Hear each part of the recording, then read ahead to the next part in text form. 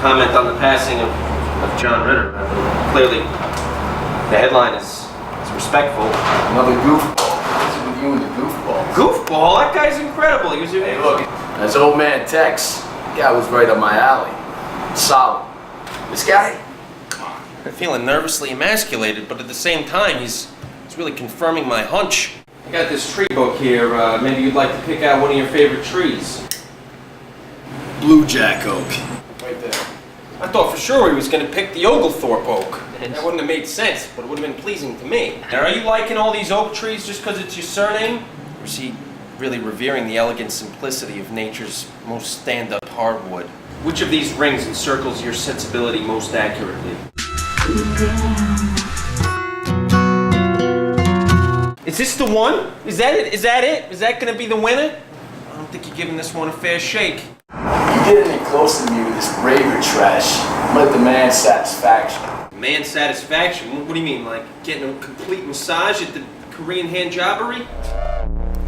Now this gnarled ring of sycamore here, it's something I'd give to my best girl, you know? In the hopes that she'd let me make an honest woman out of her. That's the ring.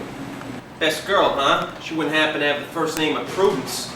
And maybe would serve this item in your household for nourishment. How do you feel about this clown nose imprisoned inside of this Iceland airbag? I don't know what the fuck this is, but I'll tell you what. It's like a waste of 2 decent staples. A waste of 2 decent staples. Here I am constructing a whole Superman's Fortress of Solitude metaphor. This guy's prime concern is the care of materials. This is Superman. This is the Fortress of Solitude. But all Coral Oak cares about is the fair use of honest clerical supplies. Well, Carl, you're scoring Bronson right down the line. I really want to thank you for not being too creeped out by my presence. And as a token of my good faith, I'd like to present you with this knotted up ring of sycamore. Not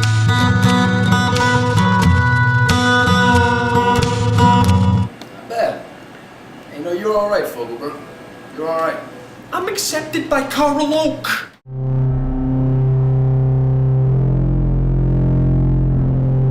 Waiting here for Barbara Duplo. Now that's a Buntas name if you've ever heard one, but I'm hoping she pans out in the Creemus direction.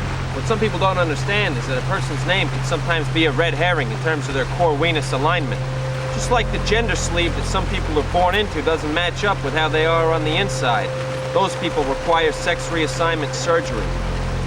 For somebody born Creemus but given a Buntas name, the solution is a lot easier. In a case like Barbara's, I'd suggest she change her name, perhaps to Marjorie.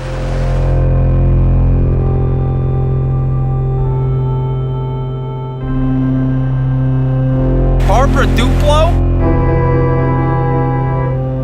Barbara Duplo. What's with the headphones, Barb? It's because this fountain's so loud I can't hear myself think.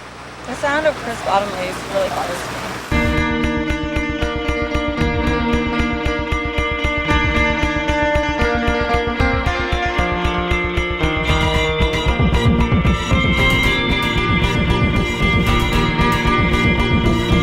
I'm Dan Fogelberg.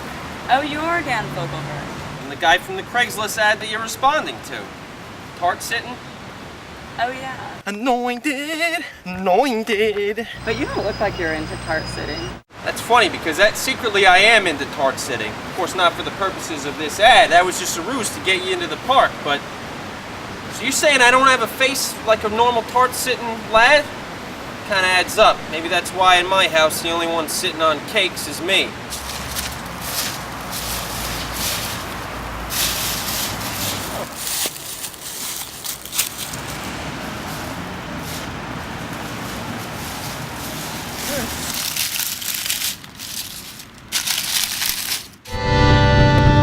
So that's what that Dame Edna fleece is for, to insulate you from crisp autumn shards. I don't want to mince words here amongst such spectacular autumn verve. I got a story to tell you, Barb. It's got everything to do with the delighted retards, and if you listen long enough, you're gonna see how you fit into this tale.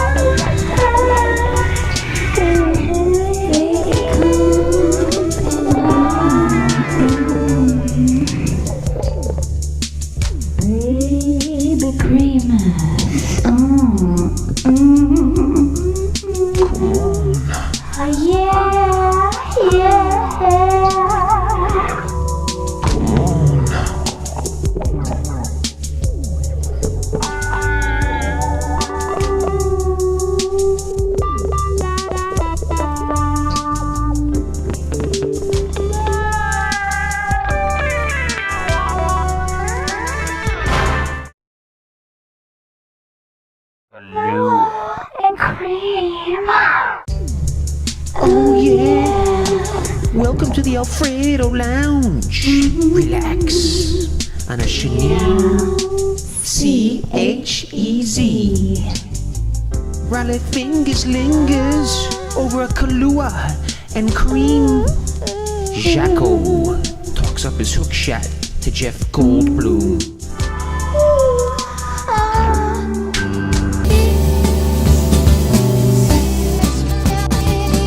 Hey, Gregory! Oh!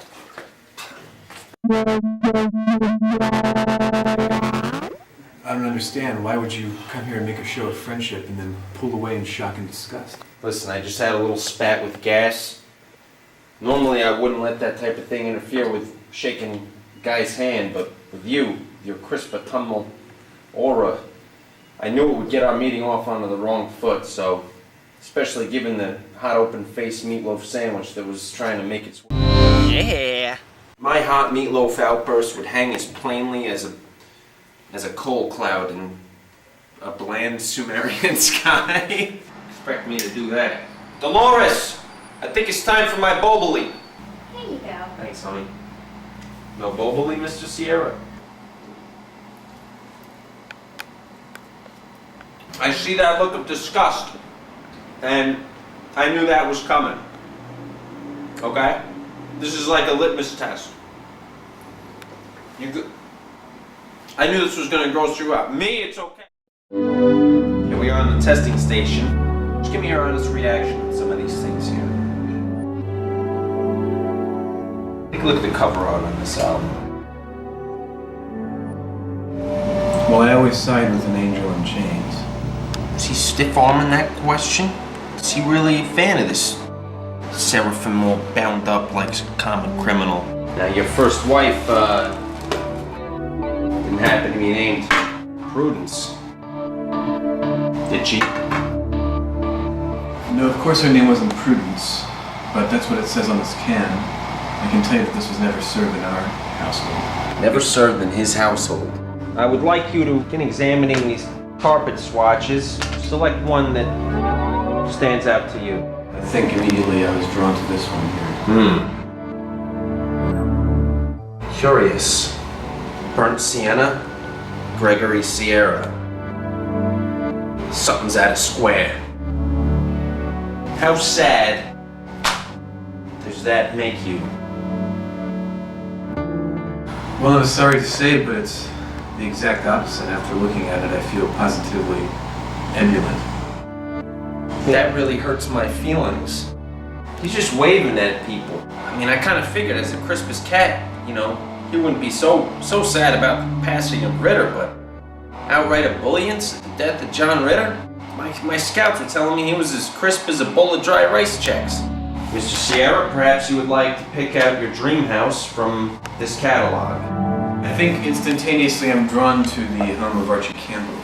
The lawn is mowed, green and healthy.